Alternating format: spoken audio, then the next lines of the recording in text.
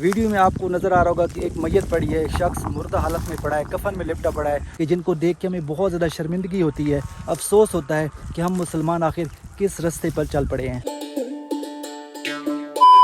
بسم اللہ الرحمن الرحیم، السلام علیکم، اللہ پاک کے بابرکت نام سے آج کا ولاگ شروع کرتے ہیں۔ میں ہوں آپ کے ساتھ آپ کا میزبان مہربان قدردان فیصل خان، اور آپ دیکھ رہے ہیں میرا یوٹیوب چینل فیصل ریڈیو والا۔ کیا حال ہے جناب؟ ٹھیک ٹھاک ہے، امید کرتا ہوں آپ بالکل ٹھیک ہوں گے۔ اللہ پاک آپ کو خوش رکھے، ہنستا رکھے، مسکراتا رکھے، اور دوسروں کے لیے بھی آپ خوشیوں کا باعث بنتے رہیں۔ آج کا یہ انٹرسٹنگ ولاگ شروع کرتے ہیں۔ اس وقت شام کا ٹائم ہے اور میرے پیچھے آپ یہ خوبصورت سا منظر دیکھ سکتے ہیں۔ اس وقت سورج جو ہے وہ بالکل غروب ہونے کے قریب ہے، اور یہ خوبصورت سا منظر آپ چیک کریں۔ اس وقت بالکل ہر طرف خاموشی ہے، اور یہ گاؤں کا بہت ہی خوبصورت سا منظر ہے۔ آج کل گرمیاں کافی زیادہ ہیں، اور اس وقت 40 اور 45 ڈگری سینٹی گریڈ تک ٹمپریچر دن کے ٹائم ہوتا ہے، لیکن اس وقت گاؤں کے اندر یہ ایک خوبصورت منظر ہوتا ہے کہ اس ٹائم جب آپ کھلی فضا پہ چلے جائیں تو اس طرح کا ماحول آپ کو دیکھنے کو ملتا ہے، جہاں پہ ہر خاموشی آپ کو نظر آتی ہے، اور ساتھ میں اس طرح کا اگر سورج ڈوبنے کا منظر ہو تو اس کی کیا ہی بات ہے۔ آپ کلوز کر کے دیکھیں، یہ دکھاتا ہوں سامنے آپ کو۔ میں نے دکھایا تھا پہلے کہ سورج ڈوب رہا ہے، اور بالکل سامنے پہاڑ کھڑے ہیں۔ ان کو میں زوم کر کے آپ کو دکھاتا ہوں، اور اس وقت آپ دیکھیں پرندے اپنے گھروں کو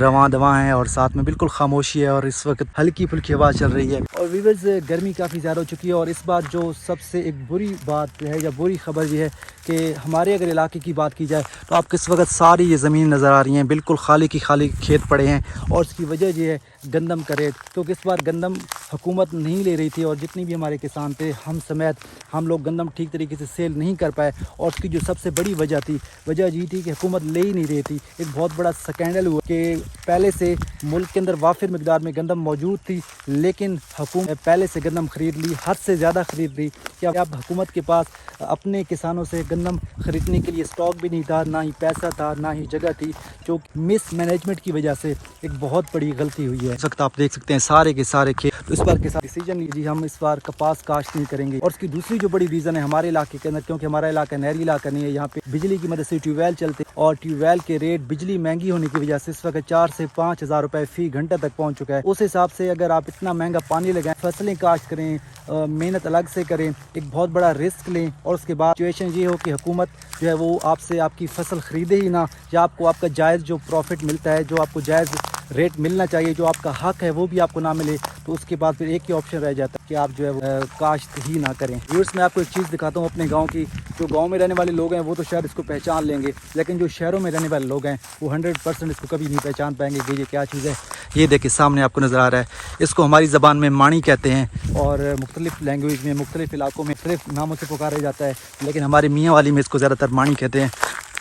ایکچولی پورے سال بھر کے لیے سیو کرنے کے لیے بھوسے کو یہ طریقہ اپنایا جاتا ہے۔ اس کا یہ طریقہ ہوتا ہے کہ آس پاس 4 یا 5 چارپائیوں کو باندھ دیتے ہیں، اور باندھ کے اس کے اندر یہ بھوسا ڈالنا شروع کر دیتے ہیں، اور جب وہ بھوسا ڈال کے اس طرح پریس کرتے ہیں، آپ یہ دیکھیں بالکل پریس ہوا کھڑا ہے، پریس کرتے ہیں، اور جب یہ اس طرح اوپر ہو جاتا ہے تو اوپر سے اس کو گارے اور مٹی سے لیپ کر دیتے ہیں۔ تو اس طریقے سے یہ بھوسا جو ہوتا ہے پورے سال کے لیے 2 سال 3 سال کے لیے یہ سیو ہو جاتا ہے۔ آپ کے علاقے میں اس کو کیا کہتے ہیں ضرور آپ نے بتانا ہے۔ ہمارے علاقے میں اس کو مانی کہتے ہیں۔ شہر والوں کے لیے یہ ایک انٹرسٹنگ چیز ہوگی، تو آپ دیکھ سکتے ہیں تو اس طریقے سے یہ تیار کی جاتی ہے۔ جی سامنے آپ دیکھیں کافی زیادہ گندم کا نقصان ہوا ہے۔ اس بار جو ہارویسٹر آئی ہے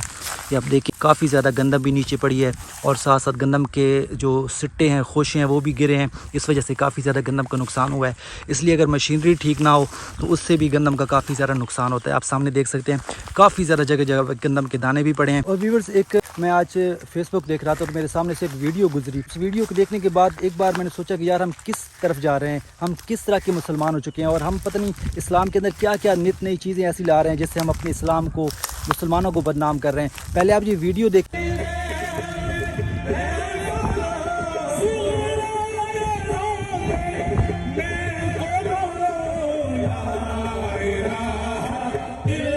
جی ویورز، آپ نے یہ ویڈیو دیکھی، ویڈیو میں آپ کو نظر آ رہا ہوگا کہ ایک میت پڑی ہے، شخص مردہ حالت میں پڑا ہے، کفن میں لپٹا پڑا ہے، اور اس کے آگے پیچھے لوگ کھڑے ہیں، مرد حضرات بھی، عورتیں بھی کھڑی ہیں، اور رو بھی رہے ہیں۔ رونا کی حد تک بات ٹھیک ہے، اور اوپر آپ نے ایک انوکھی چیز دیکھی ہوگی، آج تک آپ نے ایسی چیز دیکھی ہوگی کہ لوگ ناچنے والوں پہ، گانے والوں پہ، نعتیں پڑھنے والوں پہ، زندہ لوگوں پہ پیسے پھینکتے ہیں، لیکن یہاں پہ آپ کو ایک مردہ شخص نظر آ رہا ہے، اس کے اوپر لوگ پیسے پھینک رہے ہیں۔ استغفر اللہ۔ اب یہ کس فرقہ سے تعلق رکھتے ہیں اور کس جگہ سے تعلق رکھتے ہیں اس میں تو میں نہیں جاتا پتہ نہ مجھے پتہ ہے، لیکن کم از کم اتنا پتہ ہے کہ یہ پاکستان سے ہیں اور یہ مسلمان ہیں۔ تو سوچنے کی بات ہے کہ ہم مسلمان کس طرف جا رہے ہیں،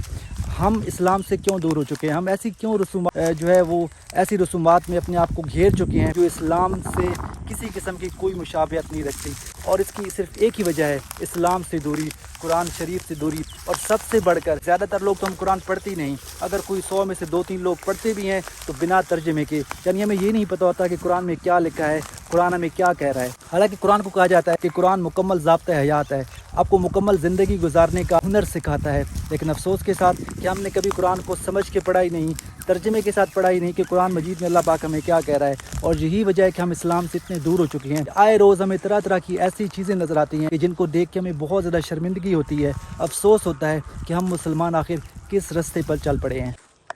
تو آج کی اس چھوٹی سی ولاگ بنانے کا مقصد میرا یہ تھا کہ چلو آج کا یہ ولاگ ایک انفارمیٹیو بھی ہو جائے، آج کا یہ ولاگ تھوڑی سی اصلاح والا بھی ہو جائے کہ ہم سب اپنی اصلاح کر لیں، کہ آخر کار ہمیں جب ہمارے پیارے نبی حضرت محمد صلی اللہ علیہ وآلہ وسلم نے تمام کے تمام ضابطۂ حیات بتا دیا، کس طریقے سے اسلام میں زندگی گزارنی ہے، ساری چیزیں بتا دیں، ہمارے پاس قرآن مجید موجود ہے، اگر اس کو ہم ترجمے کے ساتھ پڑھیں تو یقین مانیے اس طرح کی خرافات جو ہے ہم ان سے بالکل اپنے آپ کو دور کر لیں گے، اور اللہ پاک ایسے لوگوں کو جو ہے وہ ایسے لوگوں کو بھی اللہ پاک جو ہے وہ عقل عطا کرے جو اس طرح کے کام کر رہے ہیں، جو مسلمانوں کو بدنام کر رہے ہیں، اسلام کو بدنام کر رہے ہیں۔ تو خدا را ایسے لوگوں سے میری درخواست ہے کہ اس طرح کی چیزیں نہ کریں، یہ اسلام کو بدنام کرنے والی بات ہے، یہ مسلمانوں کو بدنام کرنے والی بات ہے۔ ایک شخص جو کہ مردہ حالت میں پڑا ہے، آپ اس کے لیے دعا کریں، قرآن شریف پڑھیں، نعتیں پڑھیں، اور آپ اس کے اوپر پیسے پھینک رہے ہیں۔ تو خدا را ایسی چیزوں سے، ایسی خرافات سے اپنے آپ کو بچائیں۔ شام کو بہت ہی خوبصورت سا منظر، اور جس وقت میں آ رہا تھا سورج ڈوبنے کو قریب تھا، اور اس وقت آپ دیکھیں سورج مکمل تقریباً ڈوب چکا ہے، ہلکی پھلکی سی آپ کو جو ہے وہ روشنی نظر آ رہی ہے، سورج کے ڈوبنے کے آخری لمحات ہیں۔